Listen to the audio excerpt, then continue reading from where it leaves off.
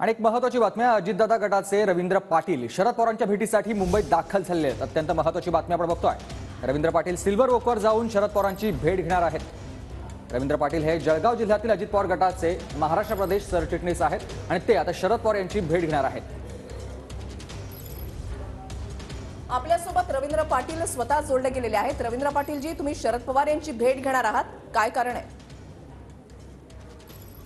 नमस्कार। नमस्कार।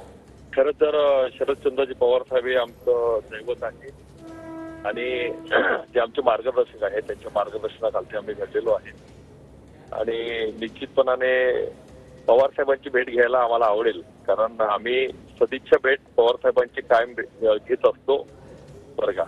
हो। आणि आताही मला असं वाटलं की पवार साहेबांची सदिच्छा भेट घ्यावी, त्यामुळे मी पवार साहेबांची भेट आज घेऊ शकतो।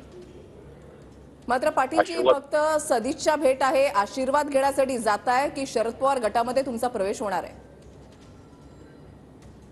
तो भाग नंतरचा आहे, परंतु पवार साहेब हे आमच्यासाठी ज्येष्ठ आहेत, सुकुल्य आहेत, त्याच्यामुळे आम्ही आशीर्वाद घेण्यासाठी त्यांच्याकडे निश्चितपणे जाणार। रवींद्र पाटीलजी, एकतर निवडणुकांचं वारं सुरू आहे आणि ज्या पद्धतीनं इतर पक्षांमध्ये प्रवेश केला जातोय, ज्या पक्षप्रवेशाच्या घटना घडतायत आणि त्याच्यामध्ये तुम्ही सुद्धा ज्यावेळेला शरद पवार यांची भेट घेत आहात, तर याच्या मागे नक्कीच काहीतरी कारण असेल।